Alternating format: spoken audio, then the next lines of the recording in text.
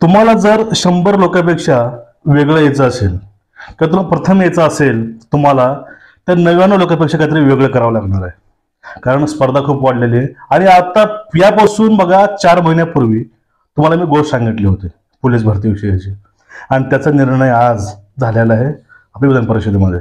एका आमदारांनी मागणी केली असता माननीय गृहमंत्र्यांना सांगितले की डिसेंबरला आपण कशाप्रमाणे फॉर्म भरून घेता येतील ह्या महिन्यामध्ये, आणि नंतर 8 महिन्यापूर्वी नंतर भरत्या काढता येईल याविषयी निर्णय लवकरात लवकर घ्यायचा असं वक्तव्य केलेलं आहे फडणवीसांनी.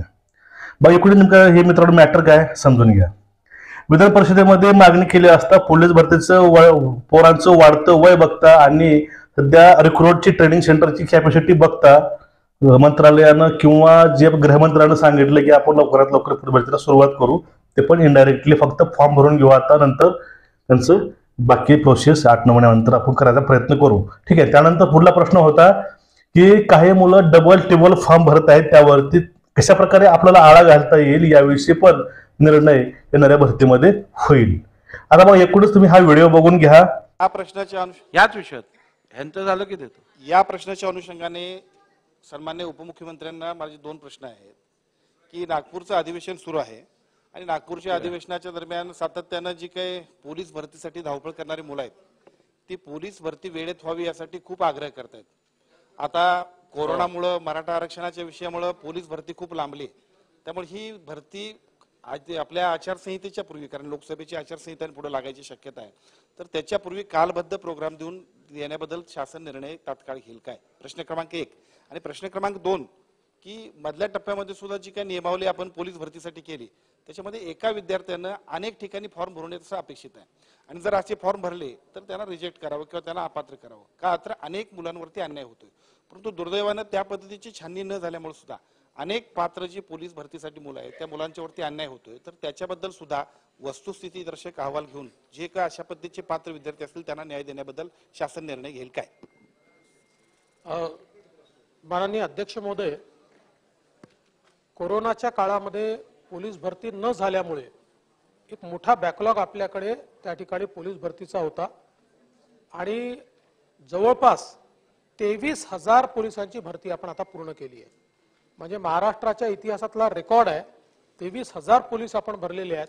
आपल्याकडे प्रशिक्षणाची व्यवस्थाच 8,000ची आहे आणि त्याच्यामुळे आता बॅचेसमध्ये आपल्याला आणि कमीत कमी 1.5 वर्ष आपल्याला प्रशिक्षण त्या ठिकाणी द्यावं लागतं.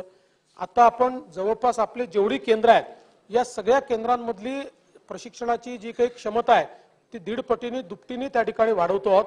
आणि म्हणून सातत्याने आता एकतर भरतीचं प्रेशर, दुसरं प्रशिक्षणाचं प्रेशर, हे सगळे प्रेशर आज त्या ठिकाणी आहेत आणि त्यांना देखील आपण प्रशिक्षण देऊ शकत नाहीये अशी अवस्था आहे. ही अभूतपूर्व अवस्था आहे, कारण मध्ये गॅप पडलेली आहे. आणि म्हणून आता जो काही भरतीचा प्रोग्राम आहे तो प्रोग्राम आपल्याला सेट करताना विशेषत्वाने प्रशिक्षणाच्या व्यवस्थेचा आढावा घेऊनच तो करावा लागेल. आता आपल्याकडे जी काही वॅकन्सीची पोझिशन आहे ती आता बऱ्यापैकी खाली आलेली आहे, पण मी माननीय सदस्यांना या ठिकाणी आश्वस्त करू इच्छितो की माझ्याकडे काही लोक आले होते, त्यांचं म्हणणं होतं की किमान तुम्ही आमचे फॉर्म्स घेऊन ठेवा आणि मग नंतर तुम्ही वाटल्यास 6 महिन्यांनी 8 महिन्यांनी जरी पुढचं केलं तरी देखील आम्हाला त्याचा फायदा होईल. तर तशा प्रकारचा एक विचार, त्याचा काय इम्प्लिकेशन होईल अशा प्रकारचा विचार आमचा निश्चितपणे चाललेला आहे. आणि मी आपल्याला आश्वस्त करतो. दुसरा प्रश्न काय होता मी विसरलो. दुसरा काय विचारलं? हा दुसरा मुद्दा जो आहे हा देखील महत्वाचा आहे की काही लोक अनेक जिल्ह्यांमध्ये त्या ठिकाणी फॉर्म्स भरतात, तर आपला आता प्रयत्न असणार आहे, कारण आपण जिल्ह्यात भरती करतो, त्यामुळे त्यांनी त्यांच्या जिल्ह्यातच किंवा एका जिल्ह्यात फॉर्म भरावा अशा प्रकारची आपली अपेक्षा आहे.